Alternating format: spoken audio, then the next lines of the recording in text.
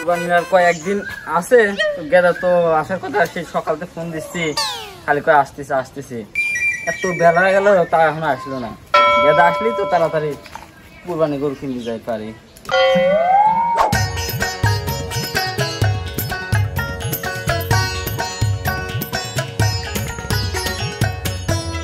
Daddy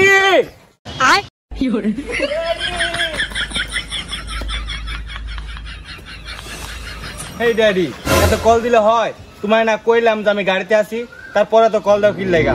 আর কি কইবে কখন তো আমি চলে আইছি। তাড়াহুড়া করে আসি কম না তো কি হয়েছে, কুরবানি চলে আসলে না গরু কিনা লাগবে। এদিকে তোর খেয়াল আছে নাকি?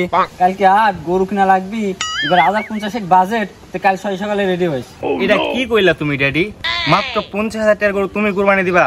এটা কি আমার লগে যায়?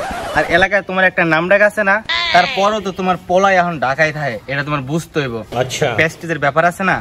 ওরে আমার প্রেস্টিজ চালা লোক রে, ভাত পায় না আবার আমার আয়। আরে ড্যাডি এটা তুমি কোনো কথা কইলা? ঢাকার মানুষ তোমরা ভাত না খাইলেও চা কিন্তু ঠিকই খায়। তুমি যাই কও ড্যাডি, আমি কিন্তু হাটের সেরা গরুটাই লমু। আচ্ছা দেখা যাবে নি, চল।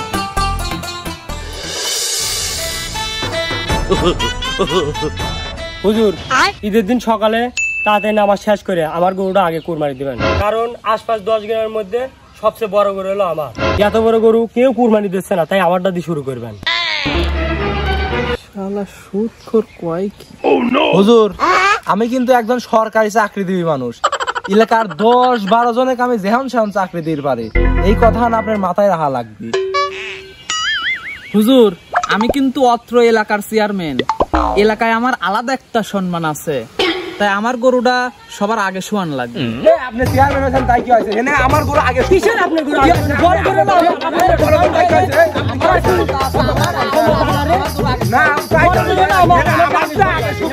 এই আপনারা কি শুরু করছেন? চুপ করেন সব।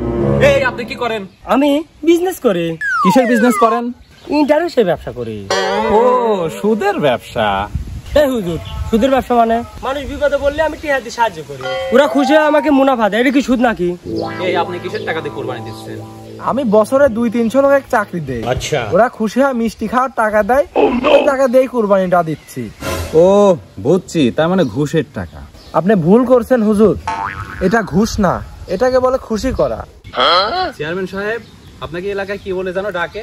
কেন কি চেয়ারম্যান বলে জানো ডাকে? কে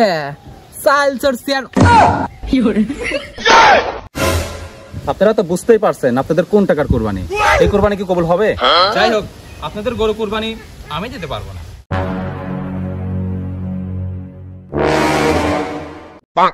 হুজুর মনে হয় এবার কুরবানি করতে খান নিত নাই, খাই মানুষের বাড়ির জুমার খিচুড়ি। ও হুজুর হয়েছে তাই কি হয়েছে? ও কয়টা সূরা পারে?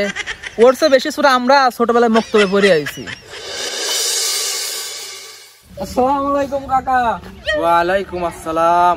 কাকা আব্বা আসার কথা ছিল, আব্বা তো কামে ব্যস্ত, তাই আমি আইছি। আচ্ছা বাইস্তি তোমার বাপে অবশ্য কইছি, এবার কিন্তু একটু রেট বেশি, 15 মনের জায়গায় 18 মন দেওয়া লাগবে। কে কাকা 18 মন কে? তোমরা তো জানোই বাইস্তি গত 10 বছর ধরে নিয়মিত ভাবে হজ করার চেষ্টা করতেছি, সেই 10 মন থেন রেট বাড়াতে বাড়াতে 15 মন এসে ঠেয়াইছিলেন, একই কথা কয় কয় আবার 18 মন বানাইলেন, এবার ওই আগের মতনই কাম হবিনি। আরে না এবার যাবই, এর জন্যই তো একবারে 3 মন বাড়াইছি, শিওর যাবো এবার। আচ্ছা ও আমি ভালো করেই জানি, সময় হলেই দেখা যাবিনি। খালি বেশি বুঝিস কে, যাও কে হাত দিতে দা। আসেন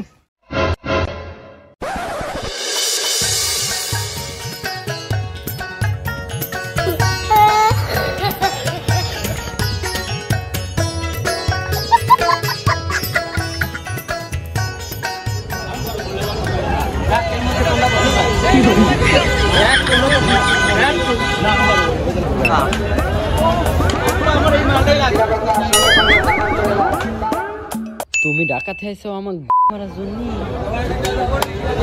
টাকা দাম কত? 3,05,000।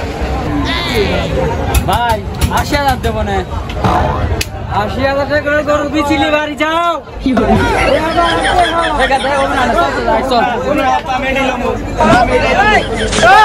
আপনি কত দিবেন? কত? 2,50,000 হলে দিতে পারো। খুশি তো? সেই খুশি আব্বা। ভাই তাহলে সেটা আপনি লেন, গরুটা লেখেন আমরা, চল। এত চাকরি দিতে কোন বুদাই রে? কে ওস্তাদ আপনি? এটাই তো আমার জীবনের সবচেয়ে বড় ভুল। সাথে তোর মাথার ভার কে? আমার মাথার ভার তোর।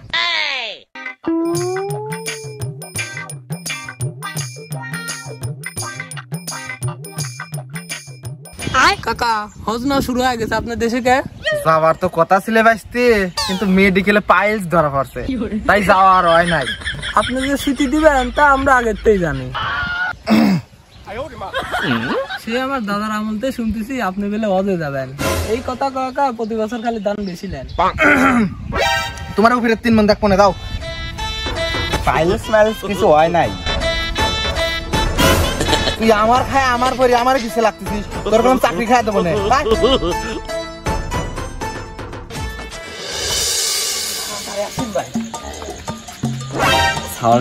ঘুমাইছে, এই সুযোগে আপনার কামড়া সারি দেন, গরুটা বাইর করে নিয়ে যান যাতে কোনো শব্দ না হয়।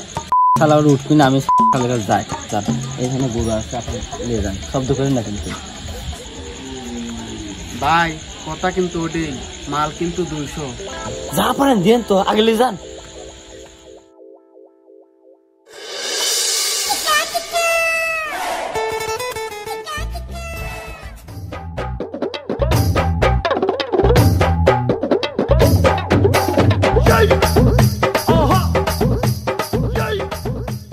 ওরে আল্লাহ রে, আমার গরু চুরি হয়ে গেছে রে। ওরে আল্লাহ রে। রে তুই 7টা এবার গলা মনে হয় বাড়িতে মানে কিছু হয়েছে, যাই গিয়ে আসি।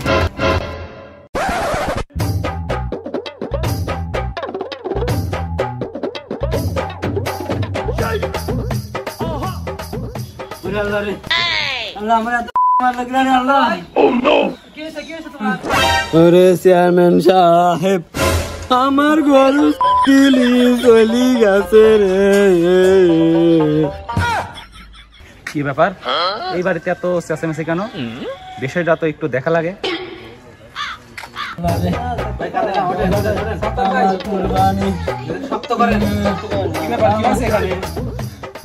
ও হুজুর, আমার কুরবানির পুঙ্গা মারা গেছে রে।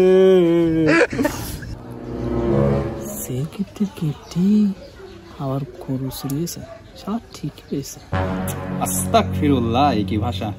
আচ্ছা যাই হোক, আপনি যেহেতু গরুটা কুরবানি নিয়েতে কিনছিলেন, আশা করা যায় আল্লাহ কুরবানি হিসেবে গরুটা কবুল করে নেবে। হুজুর, ও যে কাপড়ির কাপটি ওর গরু যদি চুরি হয় কুরবানি হয়ে যায়, তাহলে তো আমরা না দিই আমার তা কুরবানি হবি। ওর কুরবানি কবুল হবি, এলাকায় সুদের কারবার করি বেড়ায়। দেখ আর একজন আবার কি কয়, ঘুষ খায় খায় টেহার পাহাড় বানাইছে, ও আবার আর একজন এক করছে। চাল চোর আবার কি করে? কয় বস্তা চাল মারতে হিসাব আছে? দেখ দেখ দেখ, আবার ডাইনি হজাল আবার কি কয়। আপনি চুপ করেন।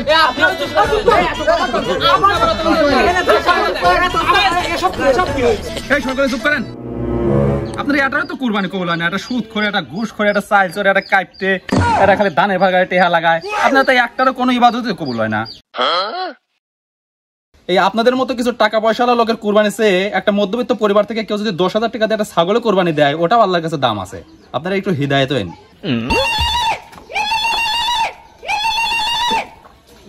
হ্যালো হ্যালো চেয়ারম্যান সাহেব, হ্যাঁ, আপনি এলাকাতে একজন লোক গরু লেসপি লাগিয়েছিল, আমরা তো সন্দেহ বাদন ধরছি। তারপর ও কোয়াছে আপনার এলাকার 7 তারিখের নাকি ও কিনেছে। গরুটার সাইজ কিরকম? আনুমানিক 2.5 লাখ টাকা হবে। ও দেখেন তো গরুটা চুরাই গরু নাকি? আচ্ছা দেখতেছি। হ্যাঁ দেখেন। সাত্তার ভাই, তোমার যে গরু চুরি করছে সে ধরা পড়ছে, চলো যাইলি আসি। না থাক, ও শখ করে চুরি করছে, মনে হয় কুরবানি দিবি, ওকে ছাড়ি দিবি কোন।